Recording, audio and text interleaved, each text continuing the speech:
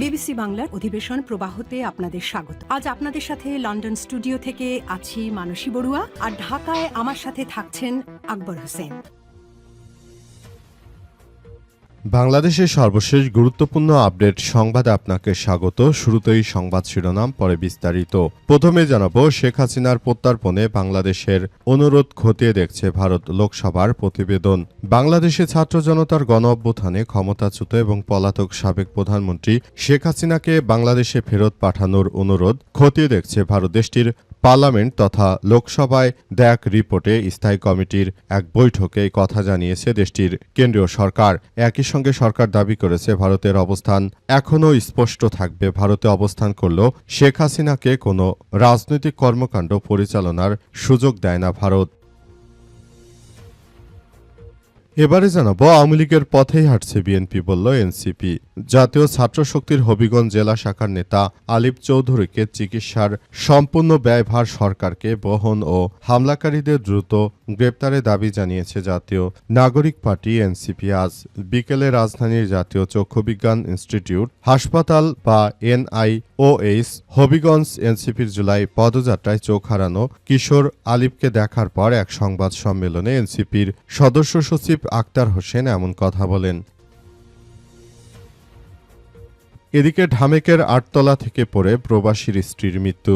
Dhaka medical college ঢামেক হাসপাতালে নতুন ভবনের 8ম তলা থেকে নিচে পড়ে গিয়ে রিয়া বেগম 20 নামের এক তরুণীর মৃত্যু হয়েছে। তিনি সিঙ্গাপুর প্রবাসী এক ব্যক্তির স্ত্রী ছিলেন এবং কয়েকদিন ধরে হাসপাতালের মেডিসিন বিভাগে চিকিৎসাধীন ছিলেন। এই ঘটনায় সাভার থানা পুলিশ তদন্ত শুরু করেছে। এরপর জানাবো, সরকার দেশ চালানোর নৈতিক সক্ষমতা হারিয়েছে, শ্রমিক সম্মেলনে বললেন জামাতের আমির। দুর্নীতি বন্ধ করতে না পারায় বর্তমান সরকার দেশ পরিচালনার নৈতিক অধিকার হারিয়ে ফেলেছে বলে মন্তব্য করেছেন বিরোধী দলীয় নেতা ও জামাত ইসলামের আমির ডাক্তার শফিকুর রহমান। তিনি বলেন, আমি ধন্যবাদ জানাই এক সিনিয়র নেতাকে। তিনি গতকাল বলেছেন, আমরা হতাশ হয়েছি, 5 মাসে এই সরকার কিছুই করতে পারেনি। তিনি মির্জা ফখরুলের কথাই বলেছেন। এবং সর্বশেষ জানাবো, বেলুচিস্তানে কয়লা খনিতে বিস্ফোরণে 32 শ্রমিক নিহত। পাকিস্তানের দক্ষিণ ও পশ্চিম অঞ্চলেও বেলুচিস্তান প্রদেশের একটি কয়লা খনিতে ভয়াবহ বিস্ফোরণে অন্তত 32 জন কয়লা খনির শ্রমিক নিহত হয়েছে। এই ঘটনায় আরও 10 জন শ্রমিক খনির ভেতরে আটকা পড়ে আছে অবস্থায় আহত হয়েছে আরও কয়েকশো জন। প্রিয় দর্শক, এতক্ষণ শুনছিলেন সংবাদ শিরোনাম, এবারে বিস্তারিত। তবে তার আগে বন্ধুরা, অনুরোধ থাকবে এই সংবাদটিতে একটি লাইক দিন। এই চ্যানেলে আপনি নতুন হয়ে থাকলে আমাদের সংবাদটি দেখতে দেখতে চ্যানেলটি সাবস্ক্রাইব করে রাখুন। কমেন্ট করে বন্ধুরা আপনার মূল্যবান মতামত জানিয়ে দিন আপনি বিশ্বের কোন দেশ থেকে বা বাংলাদেশের কোন স্থান থেকে আমাদের সংবাদটি দেখছেন এবং শুনছেন। আর বন্ধুরা, সংবাদটি আপনার সোশ্যাল মিডিয়া ফেসবুকে শেয়ার করে বন্ধুদেরও দেখার সুযোগ করে দিন। গাজা যুদ্ধে আপনি যদি নিরীহ ফিলিস্তিনিদের ভালোবেসে থাকেন বন্ধুরা, কমেন্টে ইয়েস লিখে পুরো বিশ্ববাসীকে আমাদের এই তাজা আপডেটটি দেখার সুযোগ করে দিন। এবারে বিস্তারিত। জাতীয় নাগরিক পার্টি এনসিপি নেতা আলিফের উপর যে হামলার ঘটনা ঘটেছে এবং তার দুটি চোখকে নষ্ট করে দিয়েছে, একটি চোখ একদম নষ্ট হয়ে গেছে, আরেকটি দিয়ে কোনো মতে তিনি ঝাপসা দেখতে পারছেন, এমন ধরনের ঘটনা আসলে বিএনপির সন্ত্রাসীদের দ্বারা খুব ভয়াবহ এক বিপর্যয়কর পরিস্থিতির সৃষ্টি হয়েছে। অবস্থায় নতুন করে দেশের অভ্যন্তরে আবারও এক ব্যাপক সংকটের জন্ম দিয়েছে বিএনপির তারেক রহমান তার ছাত্রদলের সন্ত্রাসীদের দিয়ে একটি অল্পবয়স্ক এনসিপি নেতার, একটি জাতীয় ছাত্র শক্তির যে এক নেতার উপর আক্রমণ চালিয়ে তার দুটি চোখই একরকম শেষ করে দিয়েছে। এই তারেক রহমানের এই ধরনের সন্ত্রাসী কর্মকাণ্ড থেকে অবশ্যই তাকে বেরিয়ে আসতে হবে। আমরা মনে করি তারেক রহমান ক্ষমতা আসার পরই দেশের মধ্যে আরও বিশৃঙ্খল ঘটনা আরও তীব্র বেগে ঘটছে। অবস্থায় সবাইকে আরও বেশি সতর্ক থাকার জন্য আহ্বান জানানো হয়েছে। বলা হয়েছে যে তারেক রহমান তিনি যে ধরনের কর্মকাণ্ড পরিচালনা করছেন, এটি আমাদের জন্য এক ভয়াবহ বিপর্যয়কর পরিস্থিতির সৃষ্টি করেছে।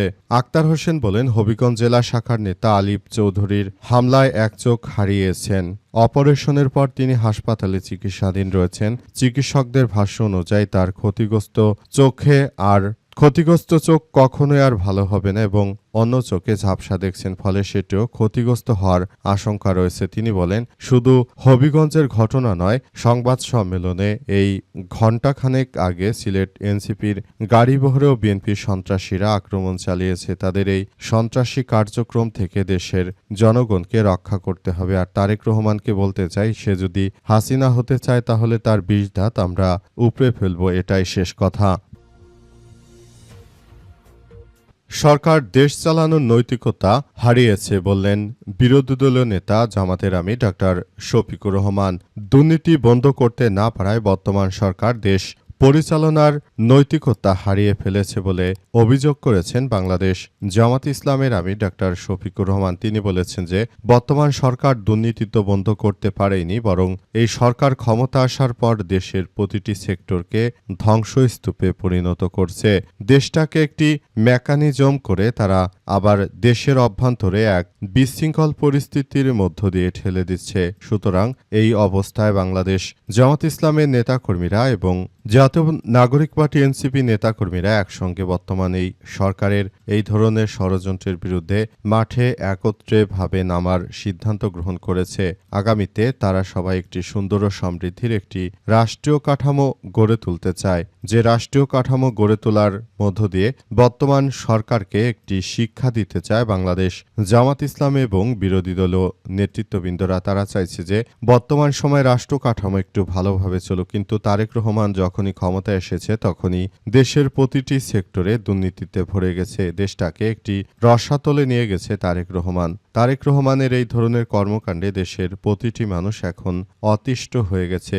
সবাই বলাবলি করছে, কেমন সরকার ক্ষমতা আসার পরই দেশের প্রায় প্রতিটি জায়গায় প্রশাসক থেকে শুরু করে সব জায়গায় দলীয় নেতাকর্মীদেরকে বসে একটি তামাশার রাজনীতি এবং দেশের মানুষকে একটি মগা পেয়েছে। তাই তারা ফ্যামিলি কার্ড দেওয়ার কথা বলে শুধুমাত্র নিজের দলীয় নেতাকর্মীদেরকে আর্থিক সহযোগিতা দেওয়ার যে তামাশা শুরু হয়েছে সেটা বন্ধ করতে হবে। ঢামেকের ৮তলা থেকে পড়ে প্রবাসীর স্ত্রীর মৃত্যু। ঢাকা মেডিকেল কলেজ হাসপাতাল বা ঢামেকের হাসপাতালের ৮তলা থেকে লাফিয়ে পড়ে এক প্রবাসীর স্ত্রীর মৃত্যু হয়েছে। জানা গেছে ওই প্রবাসী সিঙ্গাপুরে অবস্থান করছেন। এ অবস্থায় শাহবাগ থানার পুলিশের সদস্যরা বিষয়টি নিয়ে তদন্ত শুরু করেছে। শাহবাগের পক্ষ থেকে আরও জানানো হয়েছে যে আসলে এই ধরনের ঘটনা যদি এভাবে ঘটতে থাকে সেটি আমাদের জন্য আমরা বলতে চাই যে এই ধরনের যে ঘটনাটি ঘটল, এই ঘটনায় কারো কোনো ধরনের সম্পৃক্ততা রয়েছে কিনা সেই ঘটনাটি পুলিশের সদস্যরা তদন্ত করে বের করার চেষ্টা চালিয়ে যাচ্ছে। পুলিশের পক্ষ থেকে আরও বলা হয়েছে যে এই ধরনের ঘটনাগুলো আমাদের সবার জন্য বড় ধরনের এক ভয়াবহ বিস্ময়কর ঘটনা হিসেবে জন্ম দিয়েছে। কারণ দেশের অভ্যন্তরে বিশেষ করে বাংলাদেশে সবথেকে বড় চিকিৎসা প্রতিষ্ঠান ঢাকা মেডিকেল কলেজ হাসপাতাল, সেখানে আসলে যে ধরনের ঘটনাগুলো ঘটেছে এটি আমাদের সবাইকে মারাত্মকভাবে ক্ষতিগ্রস্ত করেছে। আমরা আসলে বিষয়গুলো নিয়ে খুবই দুঃখ প্রকাশ করছি। আসলে আরও বলা হয়েছে যে যাতে করে ভবিষ্যতে এই ধরনের ঘটনাগুলো আর না ঘটে সে ব্যাপারে সবাইকে খুব সতর্ক থাকতে হবে। দেশের অভ্যন্তরে এই ধরনের একটি ঘটনা এটা কোনোভাবেই গ্রহণযোগ্য হতে পারে না। তাই পুলিশের সদস্যরা বিষয়টি নিয়ে ব্যাপক তদন্তের প্রচেষ্টা চালিয়ে যাচ্ছে। যে আসলে তার মৃত্যু কিভাবে হয়েছে সেটি আসলে বের করা এই মুহূর্তে অত্যন্ত ইম্পর্টেন্ট একটি ব্যাপার।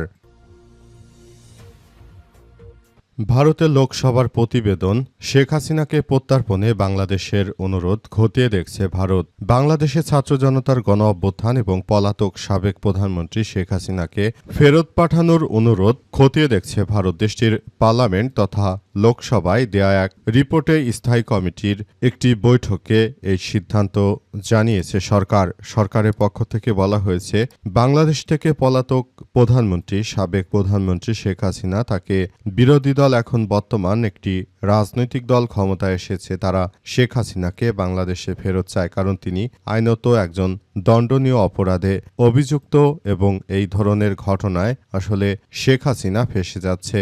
শেষ পর্যন্ত তারা বিষয়টি নিয়ে ব্যাপক আলোচনা চালাচ্ছে। হয়তো শেখ হাসিনাকে তারা ফেরতও দিতে পারে। উক্ত লোকসভার নেতাকর্মীদের কথাবার্তা থেকে বোঝা গেল যে শেখ হাসিনাকে ভারত মূলত রাখার জন্য অতটা তারাও উদ্গ্রীব নয়। তারা বিষয়গুলো নিয়ে আরও জানিয়েছে যে তারা আসলে চায় যে শেখ হাসিনা এই মুহূর্তে ফেরত যাক এবং শেখ হাসিনা ফেরত যাওয়ার মধ্য দিয়ে মূলত ভারত ও বাংলাদেশের নির্বাচিত সরকারের মধ্যে এক ধরনের সুন্দর সম্পর্ক বজায় রাখবে বিধায় এই ধরনের ঘটনাগুলো এখন ঘটাতে চাইছে নরেন্দ্র মোদীতে আওয়ামী লীগের নেতাকর্মীদের একরকম দুঃসংবাদই বলা চলে। কারণ এই মুহূর্তে যদি তাদের দলের প্রধান নেতা শেখ হাসিনাকে বাংলাদেশে ফেরত পাঠায় ভারত, সেক্ষেত্রে আওয়ামী লীগ এবং শেখ হাসিনার হয়তো এবারই শেষ।